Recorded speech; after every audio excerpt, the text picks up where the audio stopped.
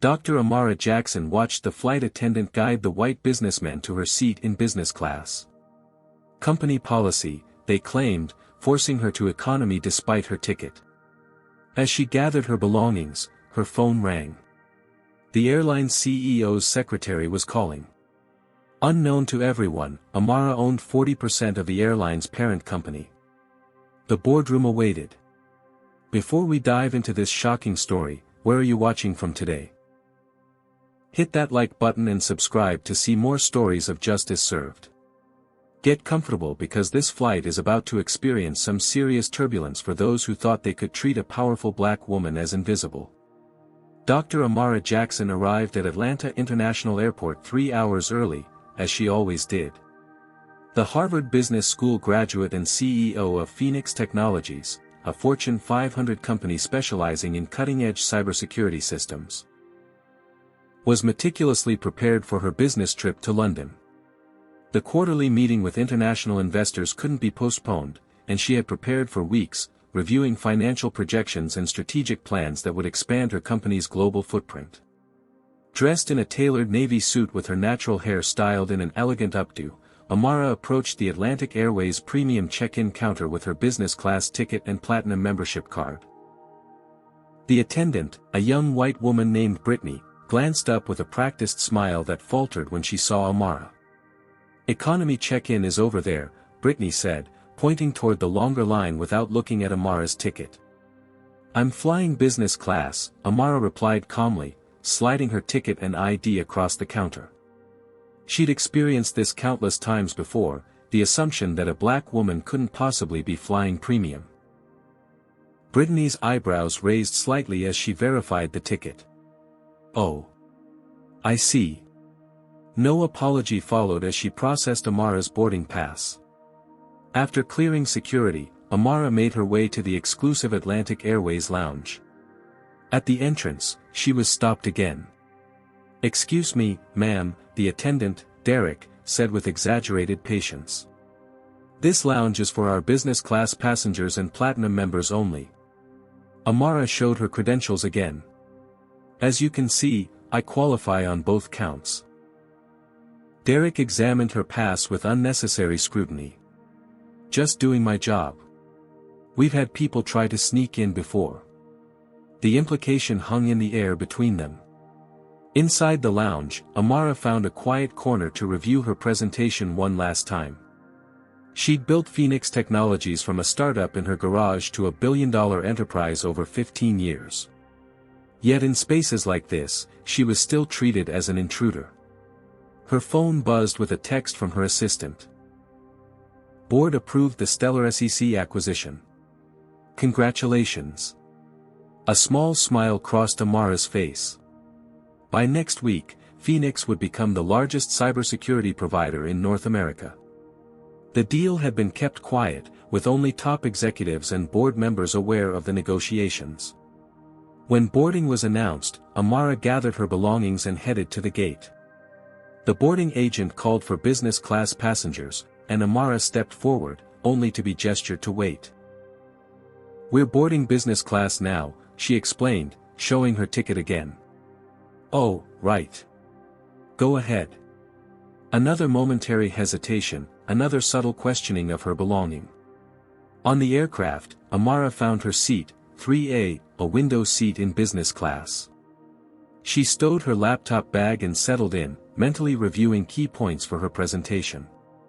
The flight attendant, Veronica Miller, passed by several times without offering the pre-flight champagne that other business class passengers received. When Amara pressed the call button to request a drink, Veronica approached with visible reluctance. "Is there a problem?" she asked, her tone suggesting Amara was causing an inconvenience. "I'd like the pre-departure beverage that's offered to business class passengers," Amara stated. "Of course," Veronica replied with a tight smile, returning moments later with orange juice instead of the champagne she'd served to others. As the final boarding call was announced, a white man in an expensive suit rushed onto the plane. James Whitfield, CFO of a competing tech company, stopped at Amara's row and checked his ticket. "I believe you're in my seat," he said without really looking at her. I'm in 3A, which is my assigned seat, Amara replied, showing him her boarding pass. James frowned and called over Veronica, who immediately approached with a customer service smile she hadn't offered Amara. There seems to be a confusion with the seating, James explained. I always book 3A. Without checking either of their tickets, Veronica turned to Amara. Ma'am, would you mind moving? Mr. Whitfield is one of our most valued frequent flyers. My ticket is for this seat, Amara said firmly. If there's been a double booking, perhaps the airline should find him another business class seat. James scoffed. Look, I have an important meeting right after landing. I need this particular seat. Veronica leaned closer to Amara and lowered her voice. We can move you to economy, and of course, refund the difference in fare. That's not acceptable, Amara replied, her voice level but firm. I booked this seat for a reason. I also have important business in London. By now, other passengers were boarding, creating a traffic jam in the aisle. The lead flight attendant, Thomas Parker, approached. What seems to be the issue? He asked, looking between James and Veronica. This woman is refusing to give up her seat for Mr. Whitfield, Veronica explained, as if Amara was being unreasonable. Thomas assessed the situation and made an instant judgment. Company policy allows us to reassign seats when necessary, he said to Amara. We need you to move to accommodate Mr. Whitfield. What company policy allows you to move a passenger who has rightfully booked and paid for their seat? Amara asked, her patience wearing thin. It's at the discretion of the cabin crew, Thomas replied vaguely. Now, there's an available seat in economy, row 32. We need to finish boarding. Amara looked around at the faces watching her, some curious, some impatient, some uncomfortable. She'd faced these battles her entire career, choosing carefully which ones were worth fighting in the moment. I want your names and employee IDs, she said, taking out her phone and making notes. And I want it noted that I'm moving under protest. That won't be necessary, Thomas said dismissively. Veronica will help you relocate. As Amara gathered her belongings, James slipped into her seat with a satisfied expression. Thanks for understanding, he said insincerely.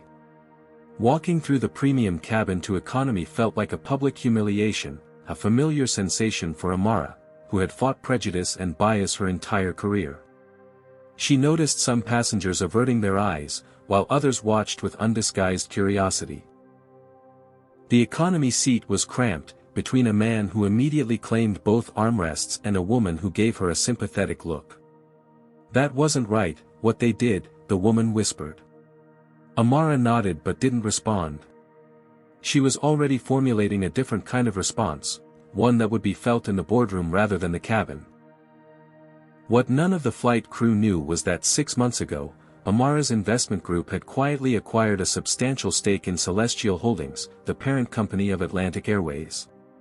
The acquisition of Airline stocks had been a strategic move, giving her investment group significant influence in an industry notorious for its lack of diversity in leadership. As the safety demonstration began, Amara took out her phone and composed an email to her legal team and financial advisors. She had just enough time before being asked to switch to airplane mode. The subject line read, Emergency Board Action Required, Atlantic Airways. As the plane ascended through the clouds, Amara sat rigidly in her cramped economy seat, her mind racing faster than the aircraft. The woman beside her, Gabrielle Torres, a literature professor returning from an academic conference, sensed Amara's tension. Are you okay? Gabrielle asked quietly. Amara offered a tight smile. I will be. She opened her laptop, enabling the offline mode to continue working despite the lack of Wi-Fi. Her fingers moved swiftly across the keyboard as she drafted a comprehensive memo detailing the incident, complete with names, times, and direct quotes. 15 years of battling corporate discrimination had taught her to document everything meticulously. Meanwhile, in business class, James Whitfield was enjoying his third glass of champagne, unaware of who exactly he had displaced. He chatted loudly with his seatmate about his golf handicap and his new vacation home in the Maldives. "Some people just don't understand how the world works," he remarked, referring to the seating incident. "You have to assert yourself." His seatmate, a young tech entrepreneur named David Kim, nodded uncomfortably, having witnessed the entire exchange. Unlike James, David had recognized Amara Jackson immediately. Her keynote address at last year's Global Tech Summit had been legendary, and Phoenix Technologies' security systems protected his own company's data infrastructure. In economy, Amara finished her memo and switched to reviewing acquisition projections. Her company's meteoric rise hadn't come from luck, it was the result of strategic foresight and calculated risk-taking. The Atlantic Airways situation would be handled the same way. The meal service began in business class with white tablecloths and real silverware. When the cart finally reached row 32 an hour later, Amara was offered a choice between pasta and chicken, both unidentifiable beneath congealed sauce. "Sorry, we're out of chicken," the flight attendant said when Amara selected that option. She unceremoniously dropped the pasta tray on Amara's tray table, splattering sauce on her suit jacket. "Oh. My apologies," the attendant said without sincerity, tossing a napkin at Amara before moving on. Gabrielle looked horrified. "Here, let me help," she offered, providing additional napkins from her bag. "Thank you," Amara said, dabbing at the stain. "I'm giving a presentation to 50 investors tomorrow in this suit." "That's awful. You should complain to customer service." A small, knowing smile crossed Amara's face. "I intend to address this at a higher level." 3 hours into the flight, the plane hit unexpected turbulence. As it jolted violently, drinks spilled and overhead bins popped open. The captain's voice came over the intercom, instructing all passengers to remain seated with seatbelts fastened. During this announcement, Amara noticed Thomas, the lead flight attendant, moving urgently through the cabin, checking on certain passengers. He stopped at every white face in business class, ensuring their comfort, but passed by the few passengers of color without a glance. The turbulence eventually subsided, and the cabin settled back into the monotony of long-haul flight. Amara closed her eyes, attempting to get some rest before her London meeting. She was awakened by a commotion several rows ahead. A black businessman was arguing with a flight attendant. "I specifically requested a vegetarian meal when I booked this flight," he insisted. "Well, there's nothing I can do about it now," the attendant replied dismissively. "You'll have to make do with what we have." The man gestured to his white seatmate. "He didn't pre-order, but you found a vegetarian meal for him." "Sir, you need to lower your voice. You're disturbing other passengers." Amara watched the scene with growing indignation. It was a familiar pattern, different faces, same story. She carefully documented this incident as well, adding it to her growing file. By the time they were halfway across the Atlantic, Amara had observed and recorded 6 separate instances of discriminatory treatment by the cabin crew. What the crew didn't realize was that each documented case strengthened her position for what would come next. As CEO of Phoenix Technologies, Amara had access to resources and connections that most passengers didn't. But more importantly, as a major shareholder in Celestial Holdings, she had power that no one on this plane suspected. 5 hours into the flight, Amara excused herself to use the restroom. On her way back, she paused in the galley where Thomas and Veronica were chatting. "Excuse me," she said politely. Thomas turned, his expression changing from annoyance to forced professionalism. "Yes. Do you need something?" "I'd like to speak with the captain, please." Veronica laughed. "Passengers can't just speak with the captain during flight. It's regarding an urgent business matter concerning Atlantic Airways' parent company," Amara explained calmly. "The captain is busy flying the plane," Thomas replied condescendingly. "Whatever your business matter is, it can wait until we land." Amara handed him her business card. "Please inform Captain Mitchell that Dr. Amara Jackson, CEO of Phoenix Technologies and board member of Celestial Holdings, needs to speak with him at his earliest convenience. The color drained from Thomas's face as he read the card. Veronica peered over his shoulder, her eyes widening.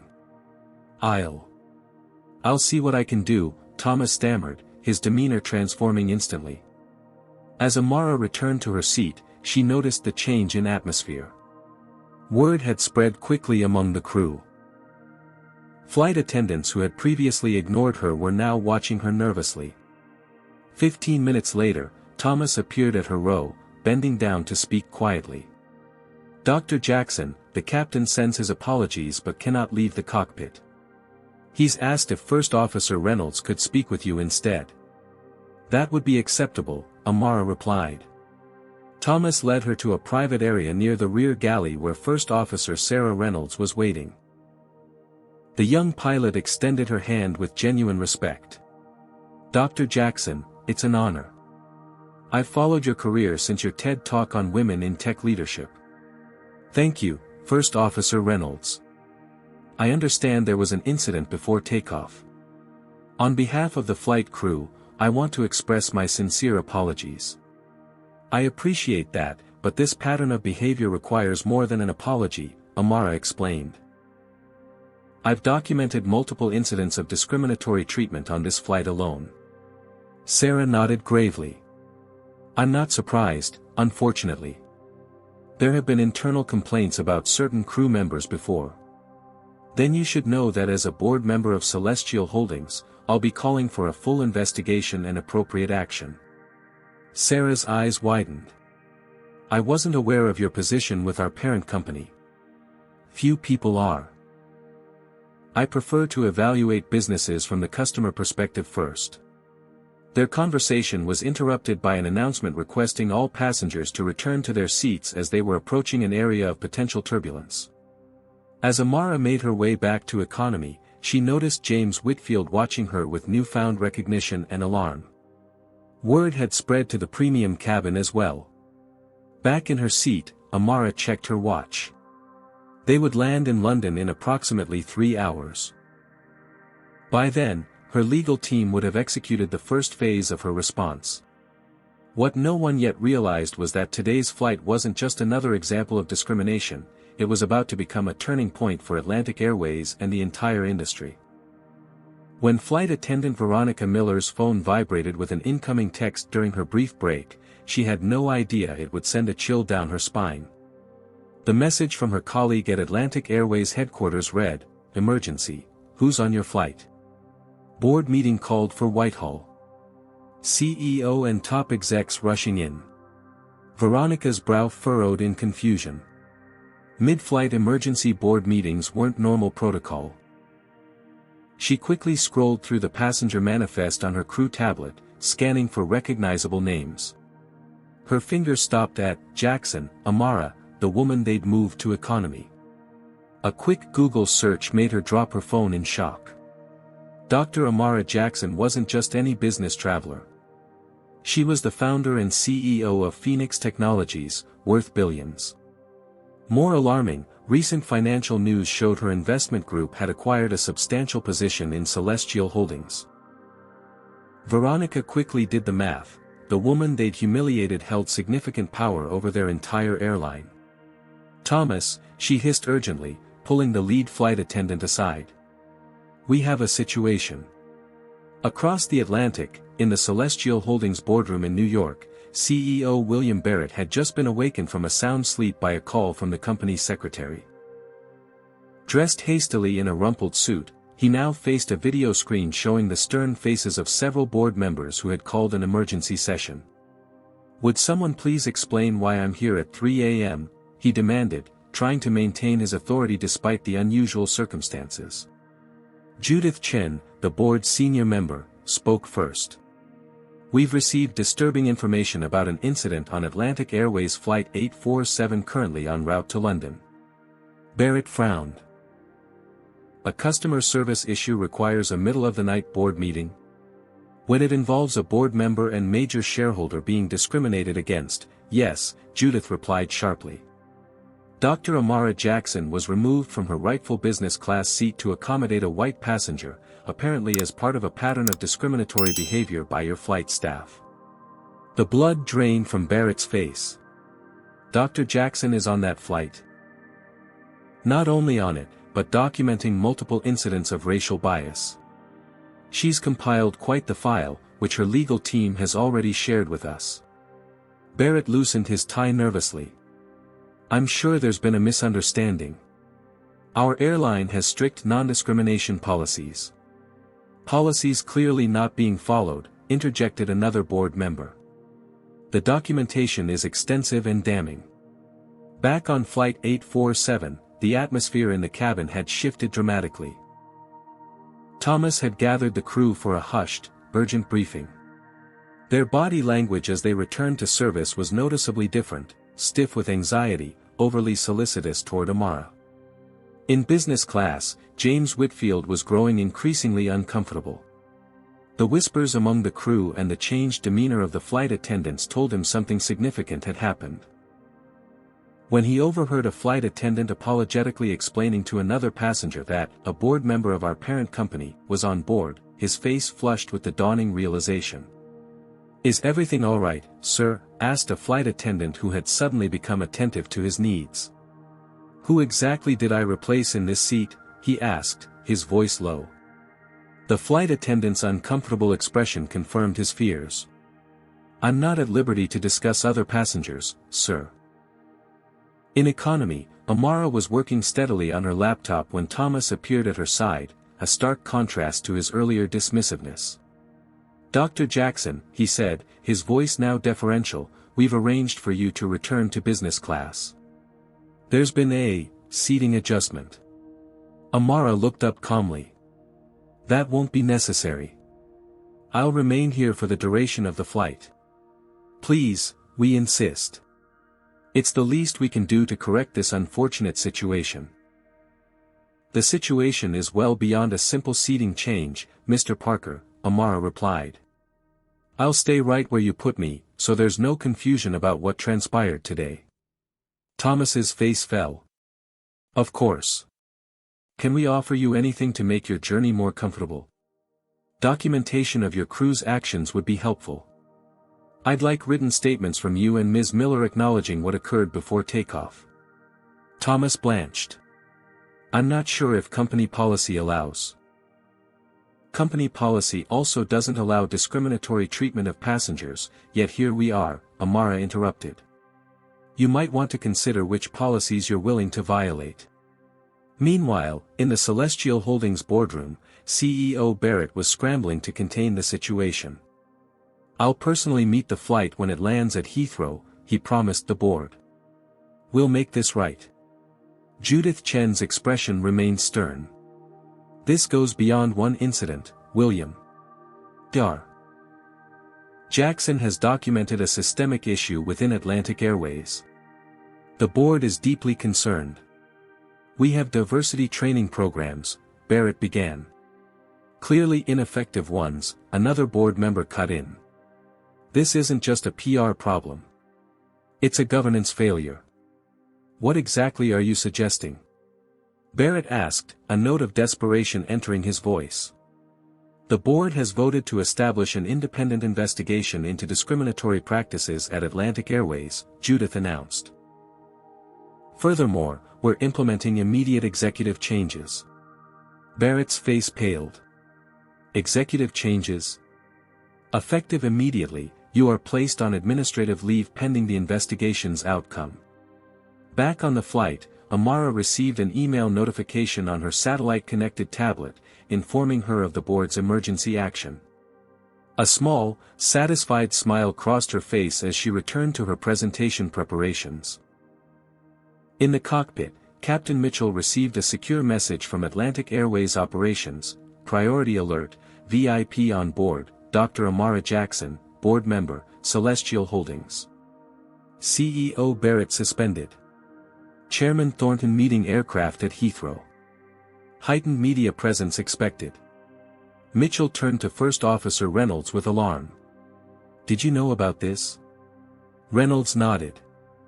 I spoke with Dr. Jackson earlier. The crew treated her abominably. This could end careers, Mitchell muttered, reaching for the cabin intercom. It was time to make an announcement. Throughout the aircraft, passengers perked up as the captain's voice came over the speakers. Ladies and gentlemen, we're beginning our initial descent into London Heathrow. Local time is 6:42 a.m. with clear skies. For those connecting to other flights, please be advised that gate information will be provided upon arrival. Our ground staff will be assisting a VIP passenger disembarking first, so we ask for your patience during the deplaning process. In economy, heads turned toward Amara, as word had spread throughout the cabin about who she was and what had happened. Some passengers nodded respectfully, others looked embarrassed for having witnessed her treatment without speaking up. The flight attendants moved through the cabin with forced smiles, their earlier confidence replaced with palpable anxiety. For the remainder of the flight, Amara was offered premium services in her economy seat, champagne, first-class meals, warm towels, all of which she politely declined. I didn't pay for these services, she explained to a flustered Veronica. And unlike some, I don't take what isn't rightfully mine. As the plane began its final approach to Heathrow, James Whitfield made his way down the aisle toward economy class, stopping at Amara's row. His face was flushed with embarrassment and concern. Dr. Jackson, he began awkwardly, I want to apologize. I had no idea that I was someone with power. Amara finished for him. That's precisely the problem, Mr. Whitfield. Your behavior, and that of this crew, was based on assumptions about who deserves respect and who doesn't. I never intended, intent is irrelevant. Impact is what matters. Now, please return to your seat, my seat, for landing. As Whitfield retreated, visibly shaken, Amara turned her attention to the approaching London skyline. The real reckoning was about to begin.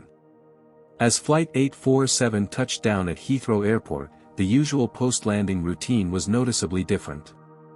The typical announcements were made with unusual formality, and the flight attendants moved through the cabin with forced smiles that didn't reach their eyes. Ladies and gentlemen, welcome to London Heathrow Airport, Captain Mitchell announced. Local time is 7:15 a.m. We've arrived at Terminal 3. For your safety and the safety of those around you, please remain seated with your seatbelts fastened until the aircraft has come to a complete stop at the gate and the fasten seatbelt sign has been turned off. Through the windows, passengers could see something unusual, a gathering of dark suits on the jet bridge, along with what appeared to be media representatives held at a distance by airport security. As a reminder, the captain continued, his voice slightly strained, we've been advised that there will be a brief delay in general deplaning as we assist a VIP passenger. We appreciate your understanding. In economy class, Amara remained perfectly composed, reviewing emails that had flooded in overnight. Her executive assistant had already rescheduled her morning meetings to accommodate the situation, and her legal team had prepared preliminary documents for what would come next. A text message arrived from Judith Chin, board fully briefed. Barrett suspended. Chairman Thornton waiting at gate with transition team. Press statement drafted for your approval. Amara typed a quick reply, no statement yet. Let them witness what happens next. The seatbelt sign dinged off. Thomas appeared at Amara's row, his earlier arrogance replaced with thinly veiled panic. Dr. Jackson, if you'll follow me, please. There's a delegation waiting to greet you. I'll deplane in the normal sequence, thank you, Amara replied evenly. Row by row, as is fair to everyone. Thomas glanced nervously toward the front of the plane. But the chairman is waiting personally, along with, they can continue waiting, Amara interrupted. I'm sure they understand the concept of fairness better than some of your crew demonstrated today. The tension in the cabin was palpable as passengers in rows ahead of Amara began the deplaning process. Many slowed as they passed her seat, some nodding respectfully, others whispering among themselves as recognition dawned. Gabrielle Torres, who had sat beside Amara throughout the flight, squeezed her hand. What you're doing matters.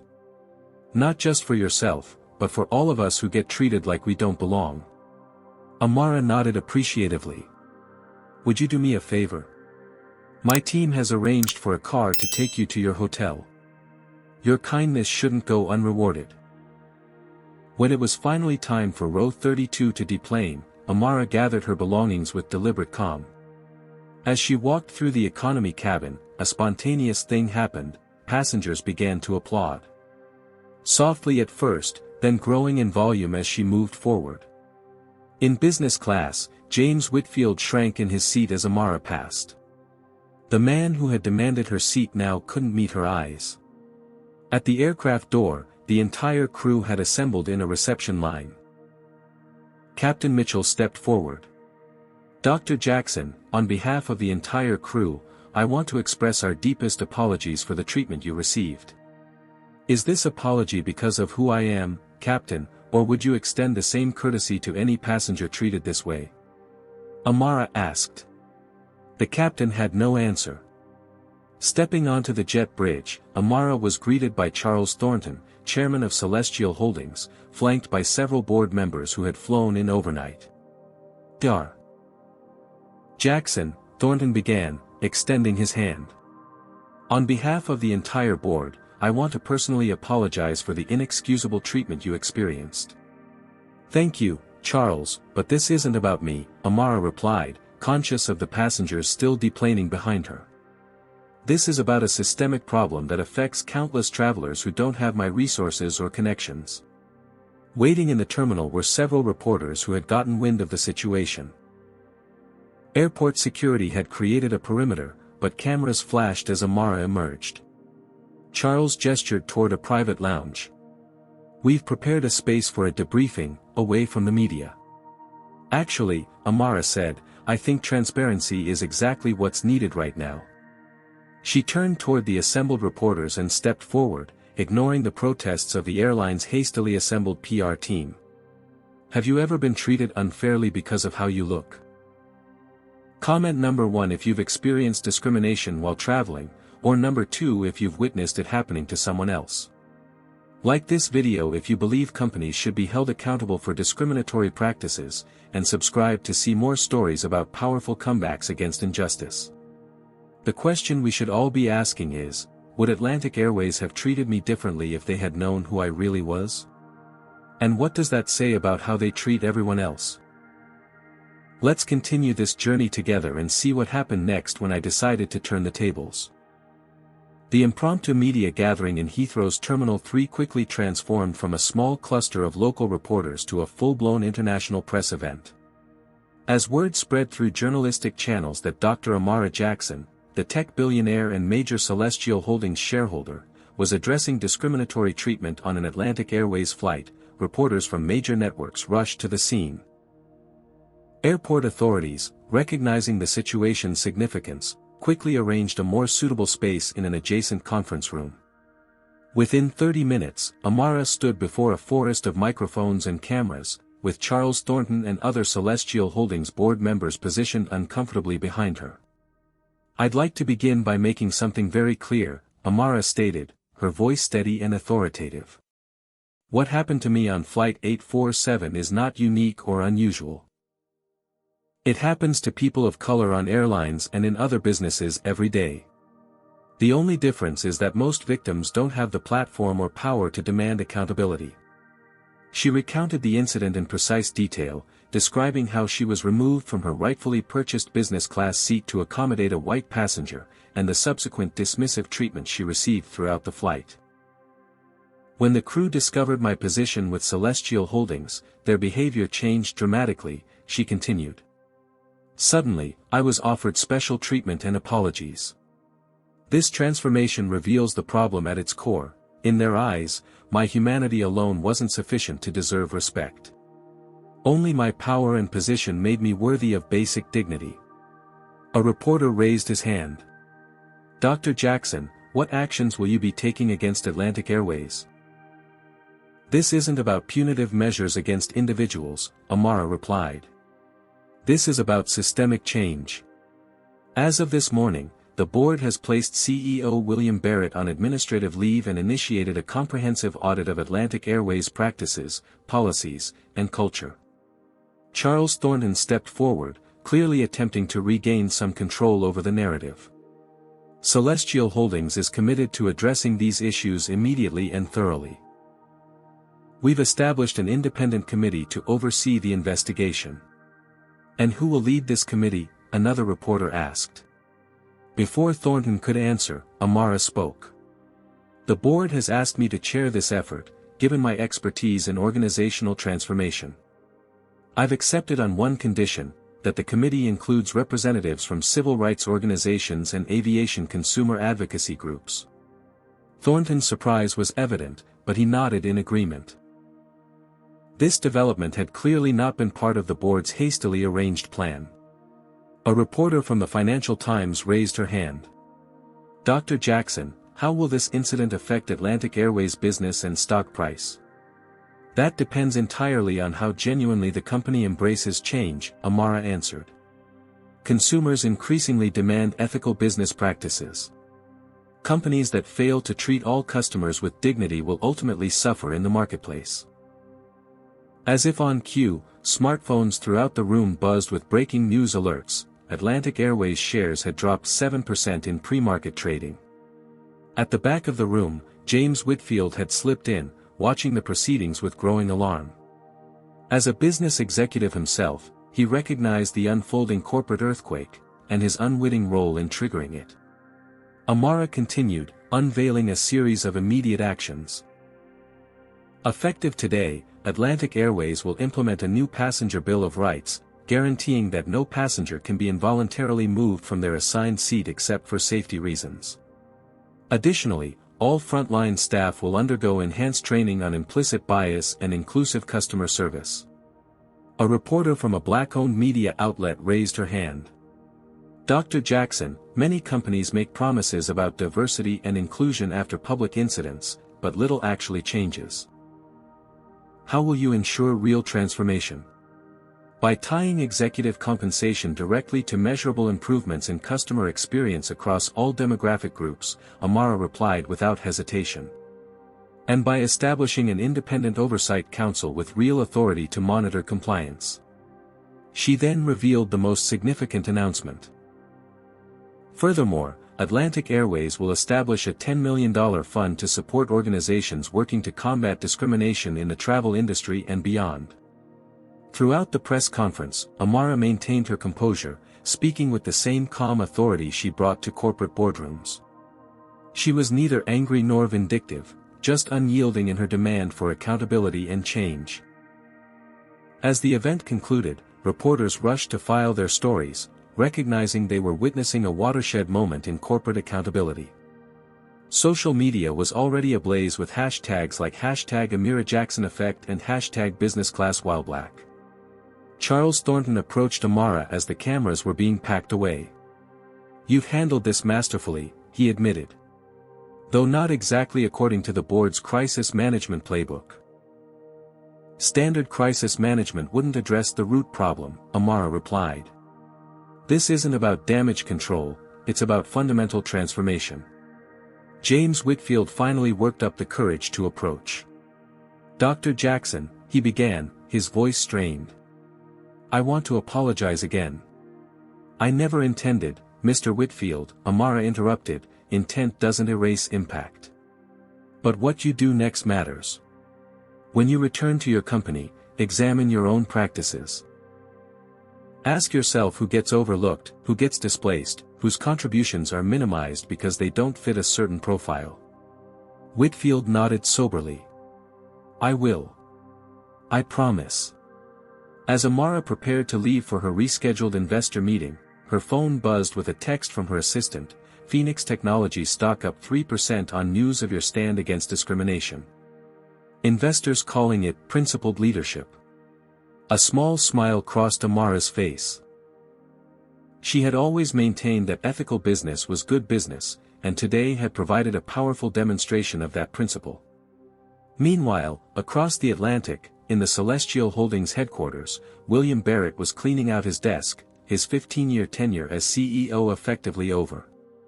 His phone had been ringing non-stop with calls from board members, shareholders, and reporters, but he had stopped answering. On the television mounted on his office wall, he watched Amara Jackson addressing the world with the poise and authority that he now realized he had never truly possessed, despite his title. In his hand was the preliminary report his team had hastily assembled about Atlantic Airways' history of customer complaints. The pattern was undeniable. Passengers of color had filed formal complaints at 3 times the rate of white passengers, with similar situations resulting in dramatically different outcomes based on race. For years, these statistics had been buried in quarterly reports, dismissed as anomalies or attributed to cultural misunderstandings. Now, in the harsh light of public scrutiny, the systemic nature of the problem was impossible to ignore. Barrett's executive assistant knocked tentatively on his door. "Sir, the board is requesting the complete customer complaint records for the past 5 years. They're sending a data team to secure the files this afternoon." Barrett nodded numbly. The reckoning was only beginning. 24 hours after Flight 847 landed, Atlantic Airways was a company in upheaval. The airline's headquarters in New York hummed with unusual weekend activity as teams of consultants, lawyers, and data analysts combed through years of records, policies, and procedures. Amara Jackson, having concluded her business in London, was now leading a video conference from her hotel suite. On her screen were the faces of Celestial Holdings board members, newly appointed interim executives, and diversity consultants hired overnight.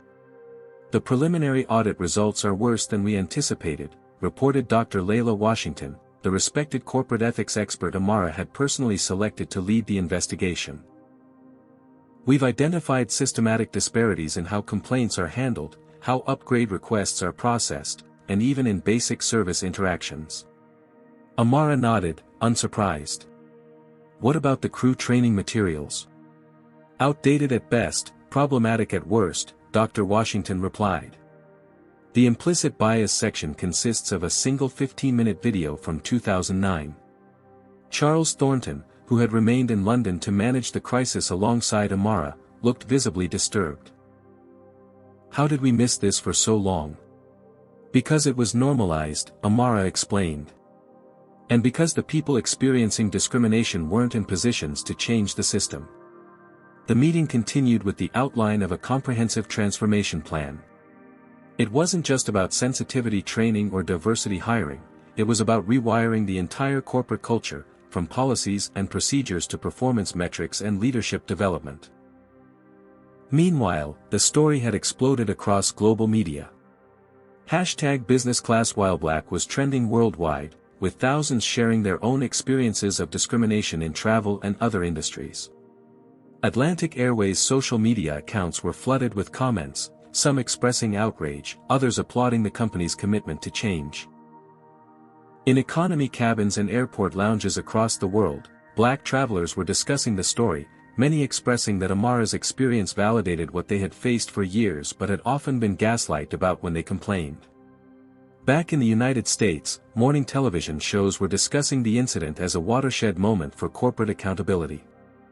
"What makes this different," explained one analyst, "is that Dr. Jackson had the power to force immediate, structural change.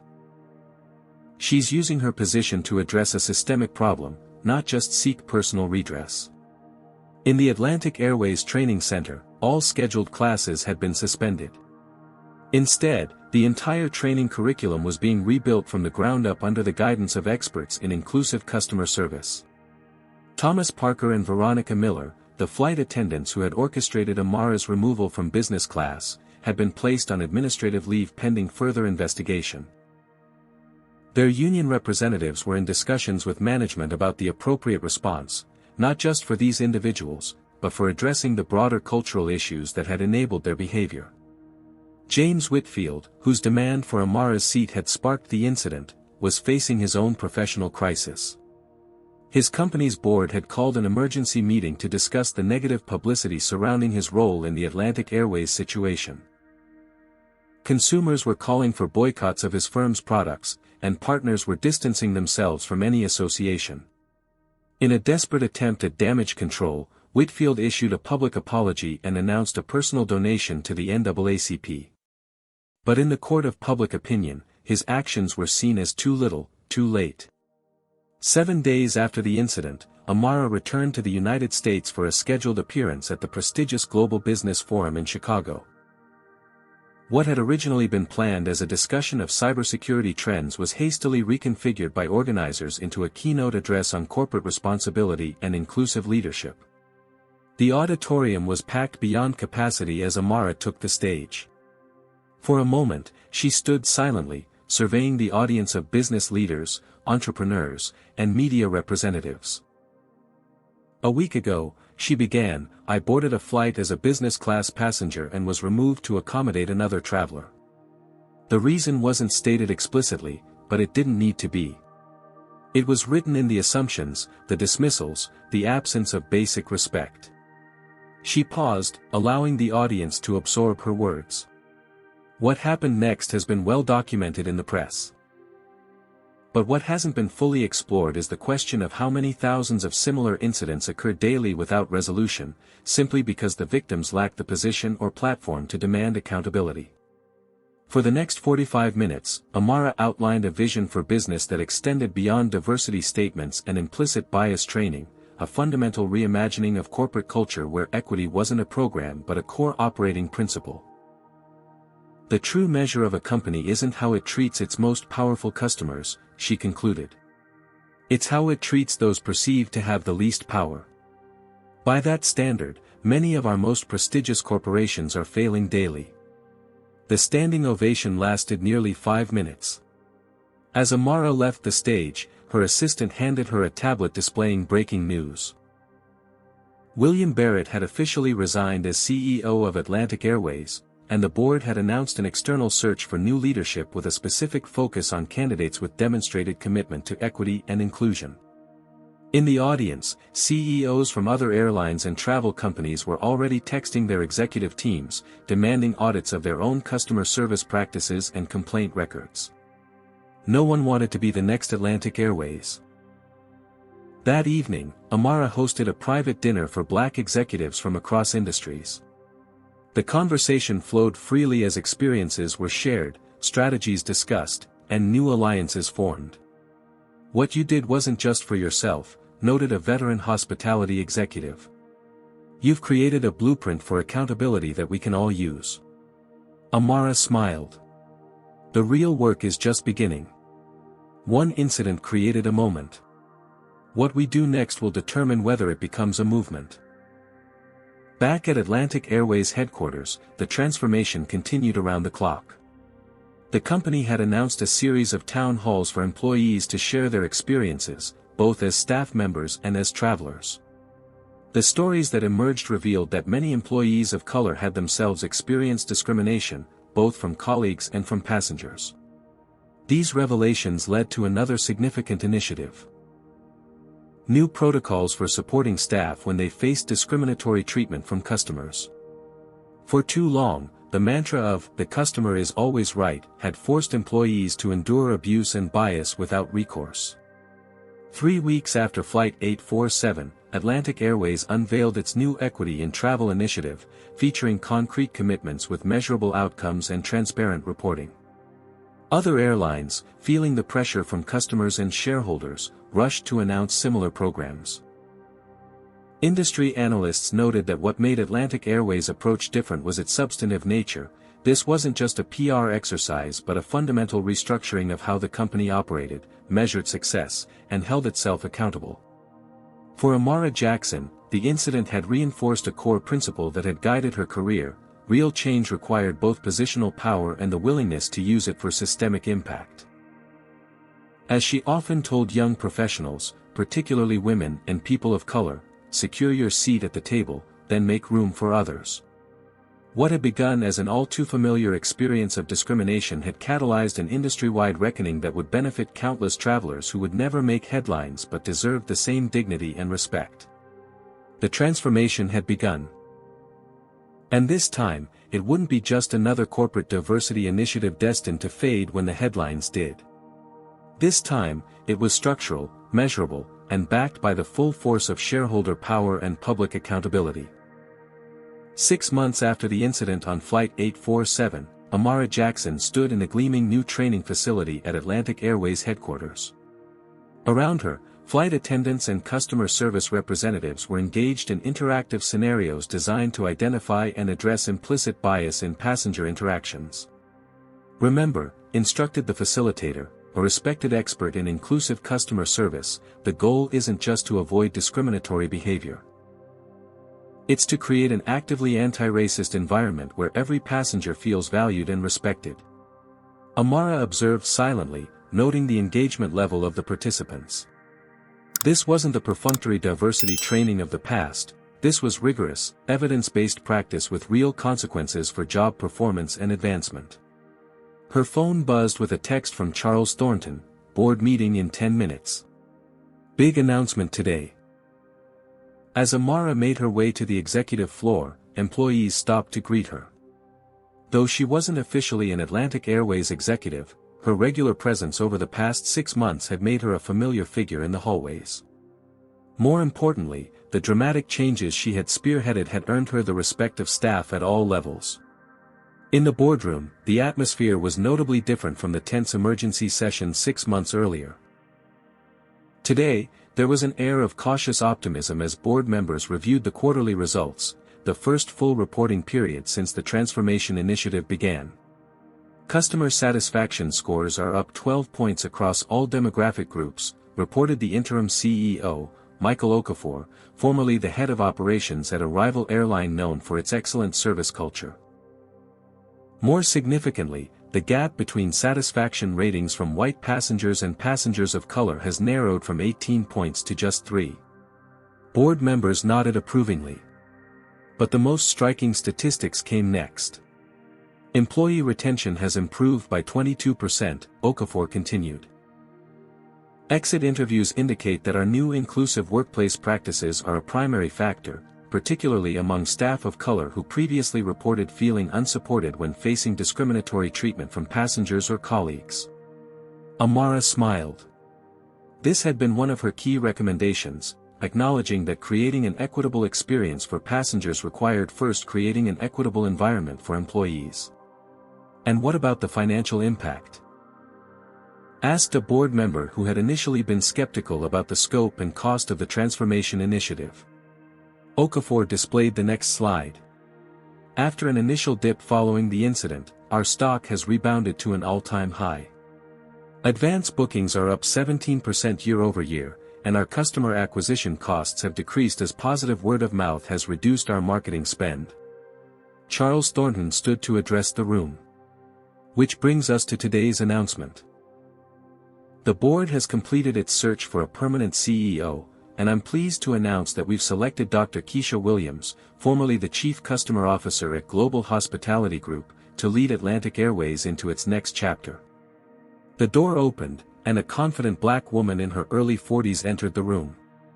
Dr. Williams had an impressive resume, with expertise in customer experience transformation and a reputation for building inclusive organizational cultures.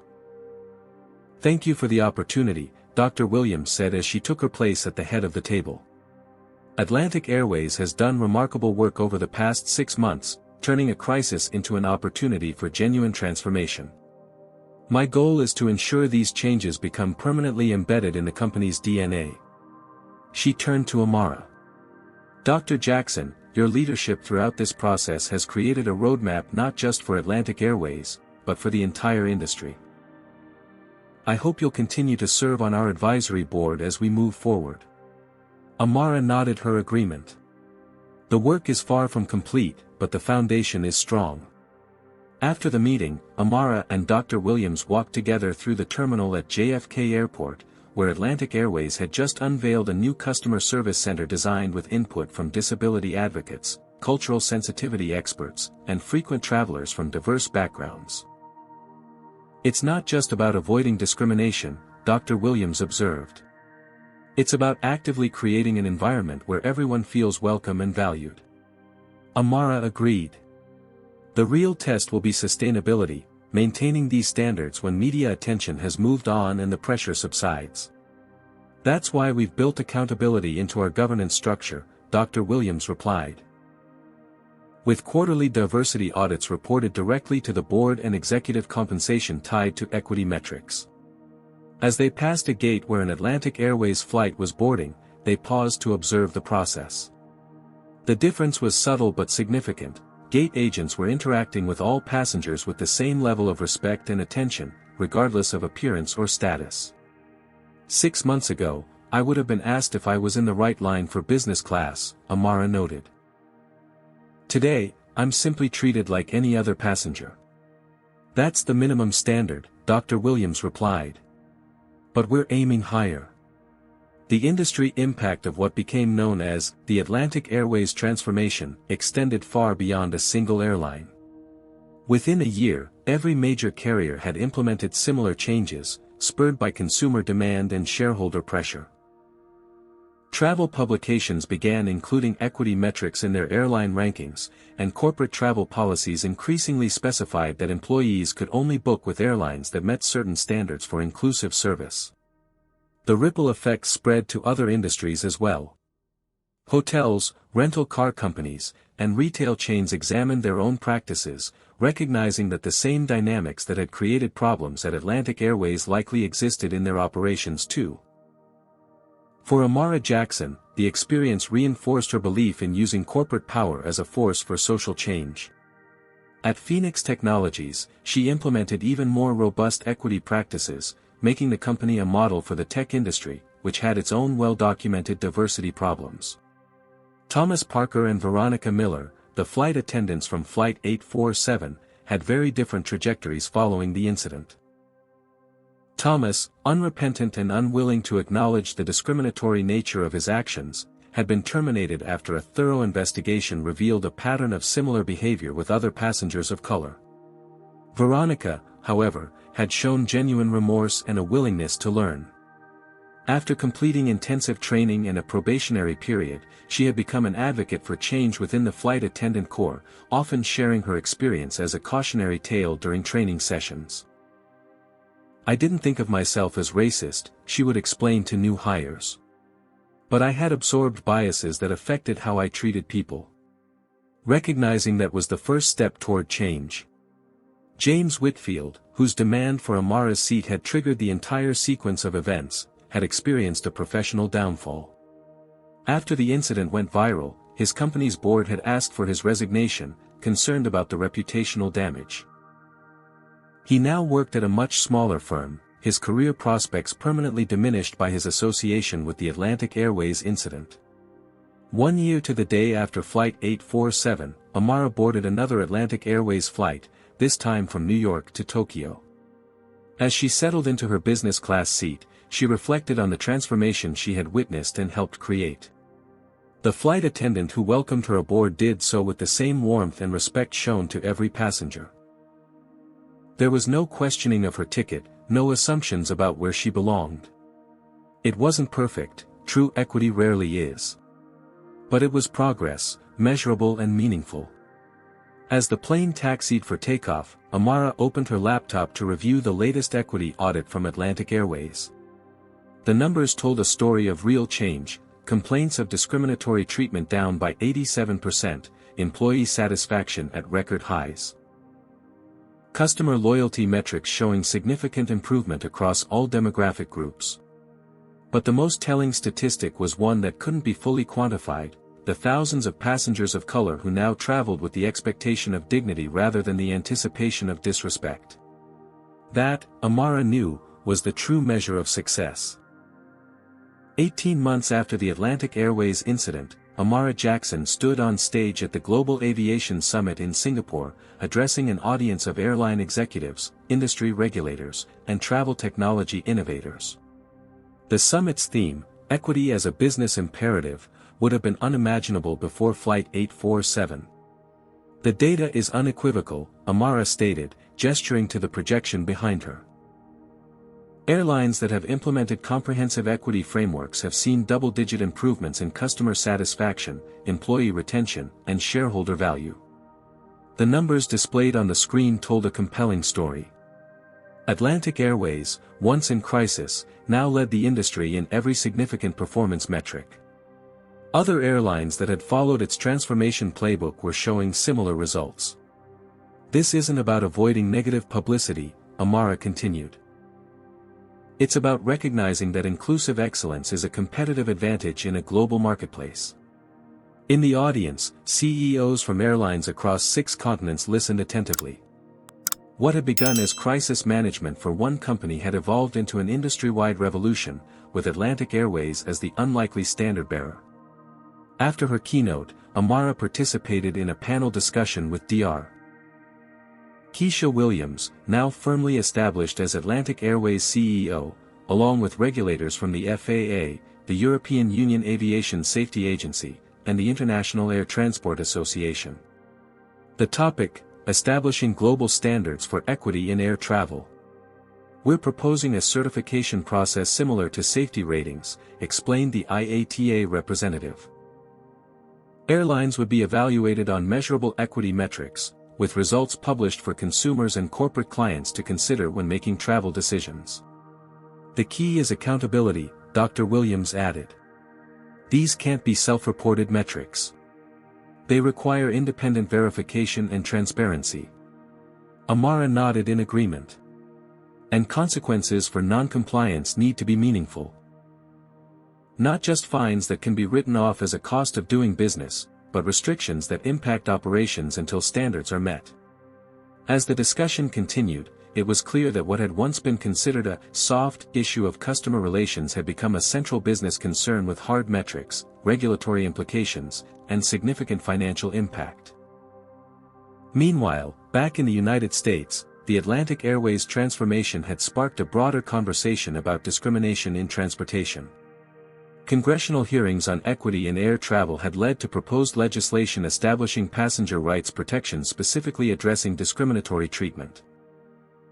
The bill, informally known as the Amara Jackson Act, would require airlines operating in the United States to implement equity training, establish clear procedures for addressing discrimination complaints, and report demographic data on passenger service incidents.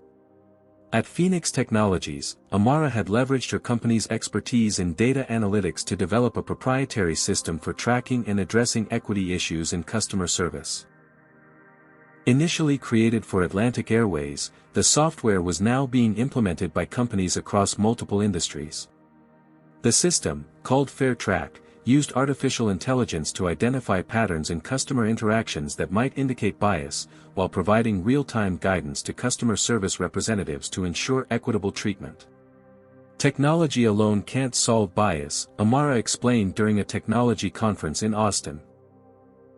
But it can help identify it, measure it, and provide accountability structures that drive meaningful change. For Atlantic Airways, the transformation that had begun in crisis had evolved into a sustained competitive advantage.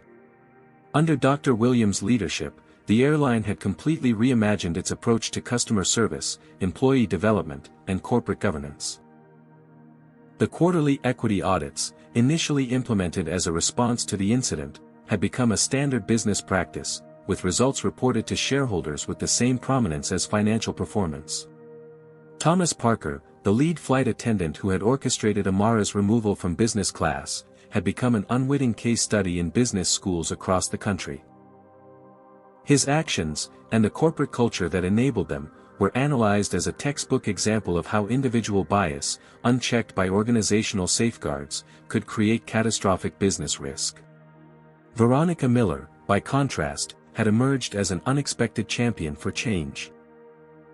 After completing her probation and retraining, she had been promoted to a role in the new passenger advocacy department, where her personal experience of recognizing and addressing her own biases made her an effective trainer for other staff.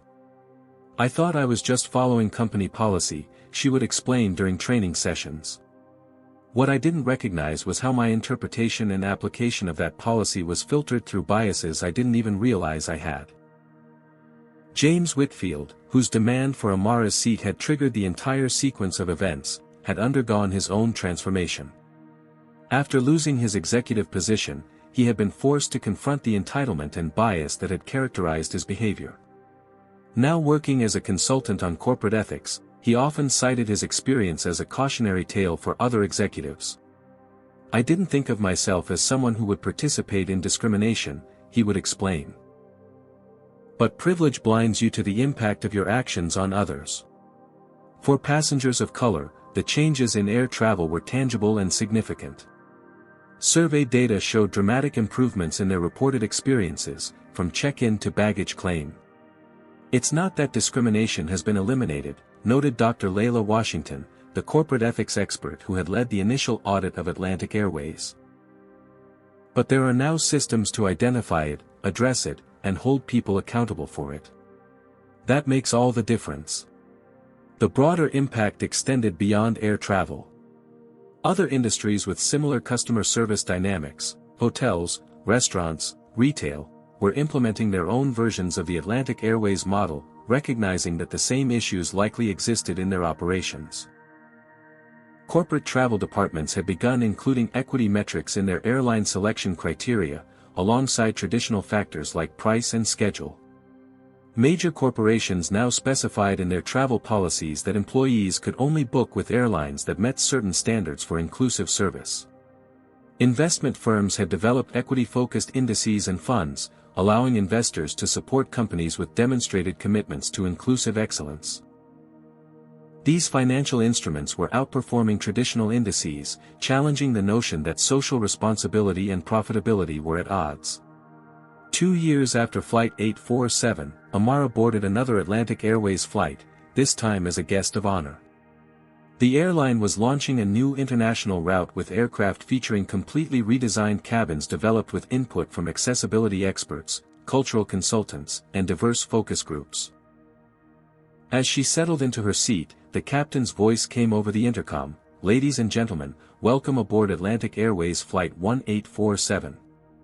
We're honored to have with us today Dr. Amara Jackson, whose courage and leadership transformed not just our airline, but our entire industry." The cabin erupted in applause, not orchestrated by the crew, but spontaneous recognition from passengers who knew the story and its impact on their own travel experiences.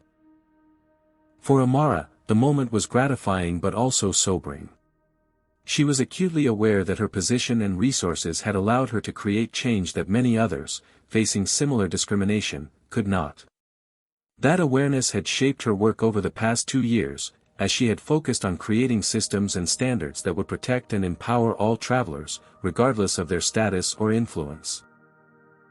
As the aircraft took off, Amara opened her laptop to review the latest data from the FairTrack system.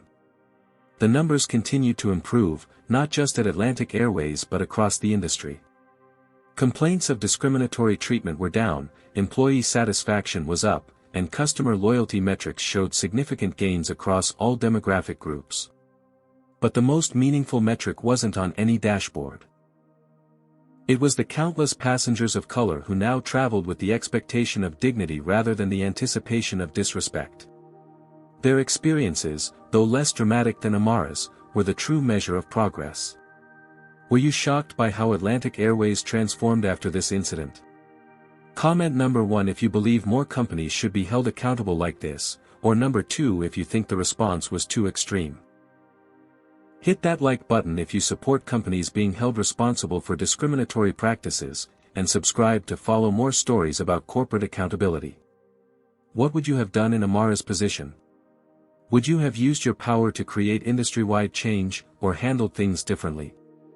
The story isn't over yet, so let's see how this remarkable journey concludes. 5 years after the Atlantic Airways incident, Amara Jackson stood in the newly dedicated Jackson Center for Equity in Business at her alma mater, Harvard Business School. Around her, graduate students from diverse backgrounds engaged in animated discussions about case studies in corporate transformation. The center, funded by a $20 million grant from Amara's foundation, was dedicated to researching and teaching inclusive business practices across industries. Its inaugural class of fellows included promising leaders from underrepresented groups who would receive full scholarships and mentorship from executives committed to equity. The goal isn't just to address discrimination when it happens, Amara explained to a visiting journalist. It's to build organizations where inclusive excellence is embedded in every process, policy, and interaction.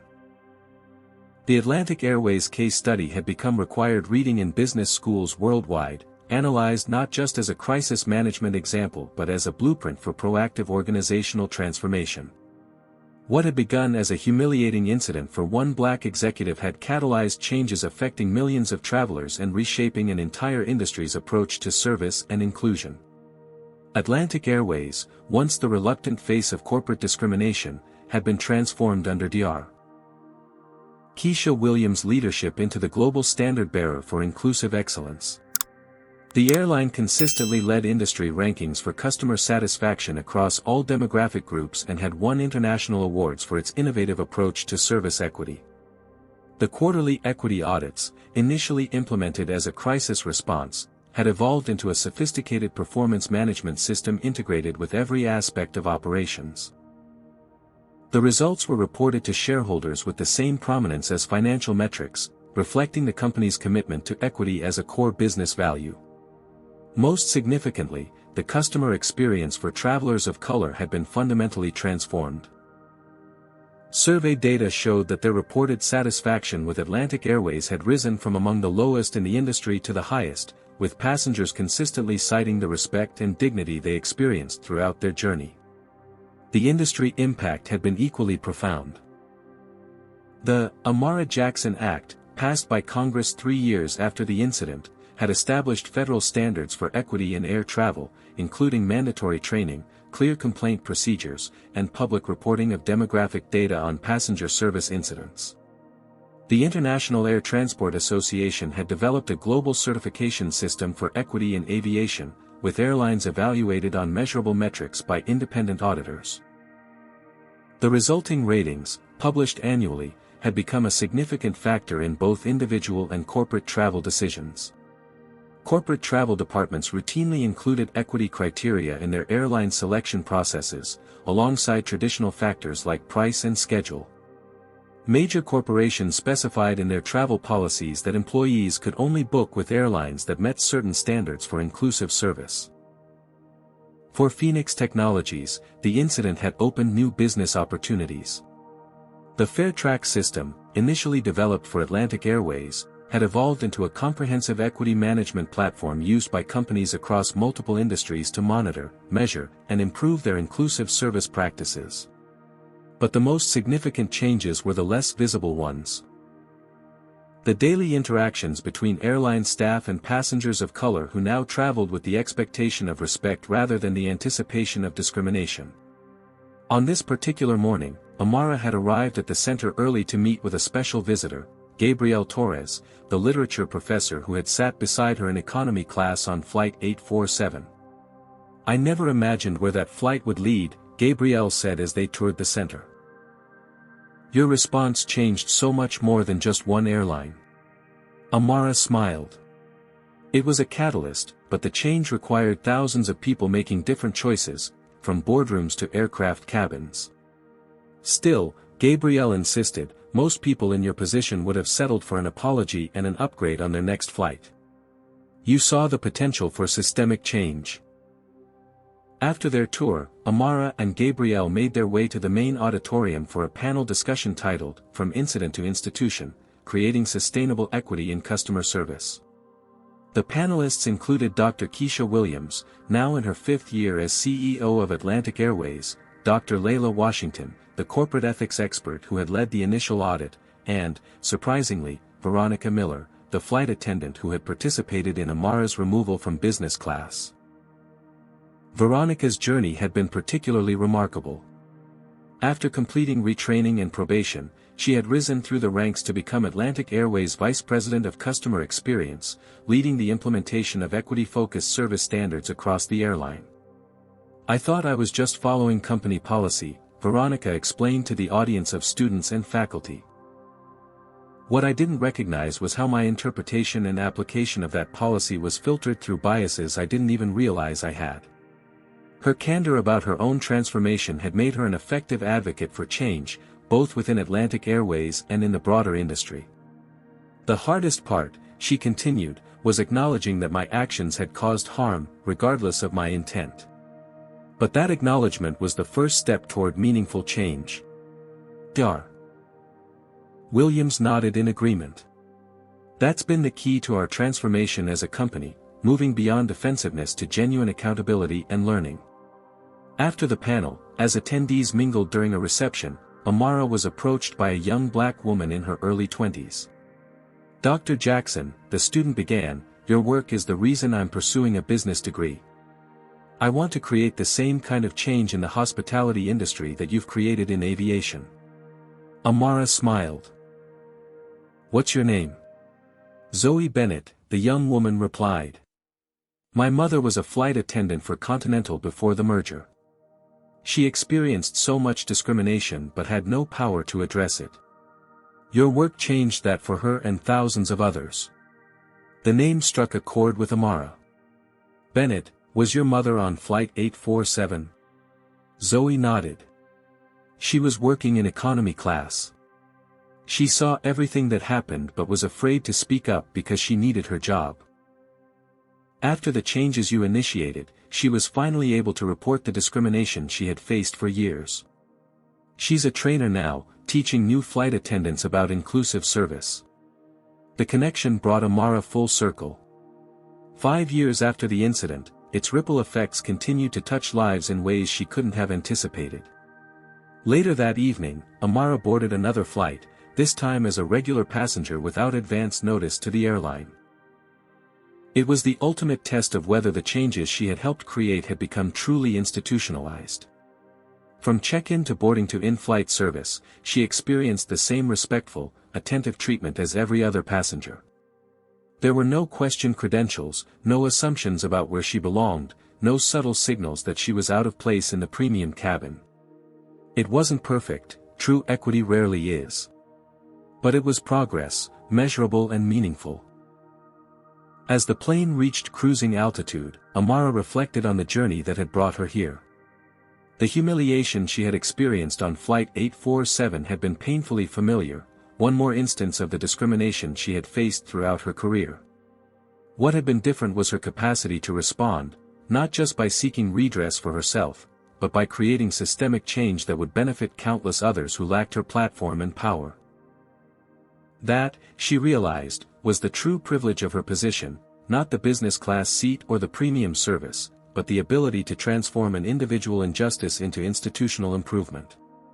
In the years since the incident, Amara had expanded her focus beyond air travel to other industries with similar customer service dynamics: hotels, financial services, healthcare, where the same patterns of discrimination often occurred. Through her foundation, she funded research, training programs, and advocacy initiatives aimed at creating more equitable service experiences across the economy. The work was far from complete. Bias and discrimination remained persistent challenges, requiring constant vigilance and commitment. But the infrastructure for addressing them, the policies, the training, the accountability systems, the regulatory frameworks, was now in place in ways that hadn't existed before.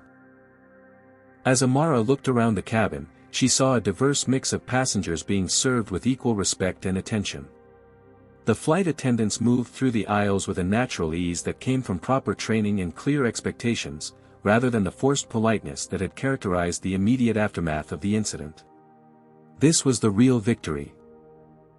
Not the headlines or the policy changes or even the legislative reforms, but the normalized experience of dignity for all passengers, regardless of race or status. The captain's voice came over the intercom, announcing their approach to their destination. As the plane began its descent, Amara closed her laptop and prepared for landing, satisfied that the journey she had begun 5 years ago had arrived at a meaningful destination. Not the final destination. There was still much work to be done, many systems to be reformed, many biases to be addressed. But an important milestone nonetheless, a demonstration that intentional, sustained effort could create real change. In the terminal, as passengers dispersed to baggage claim and ground transportation, a young black flight attendant approached Amara. "Dr. Jackson," she said quietly, "I just wanted to thank you. I started at Atlantic Airways after the transformation, but I've heard the stories. What you did changed the environment for all of us." Amara smiled. "What's your name?" "Maya," the young woman replied. I'm in the management training program. Someday I hope to be making policy decisions. Remember this conversation when you do, Amara said. Your choices will shape other people's experiences, just as others shaped yours. As Amara made her way through the terminal, she passed advertising displays featuring Atlantic Airways' new slogan, "Excellence for Everyone." The phrase had emerged from the transformation process as both a promise to passengers and a standard for employees. Outside, as she waited for her car, Amara received an email notification. The annual industry equity ratings had just been released, with Atlantic Airways maintaining its top position for the 5th consecutive year. More significantly, the overall industry scores had improved dramatically, reflecting the systemic changes that had become standard practice. The driver who arrived to collect her was courteous and professional, treating her with the same respect he would any executive. It was a small interaction, unremarkable in its normalcy, and that normalcy was precisely the point. 5 years ago, Amara had been removed from her rightful seat because she didn't fit someone's image of where a black woman belonged. Today, she moved through the world of business travel with the presumption of belonging, as did countless others who had previously faced questioning, dismissal, or outright hostility. That transformation, from exception to expectation, was the legacy of Flight 847 and the changes it had catalyzed. As her car pulled away from the terminal, Amara's phone buzzed with a text from Dr. Williams. Board approved the global expansion. 10 new international routes launching next year, all with the equity standards fully implemented from day one. Amara smiled. The journey continued. What would you do if you witnessed discrimination like Amara experienced? Would you speak up, document it, or use your influence to create change? Comment below with your thoughts on how we can all contribute to a more equitable society.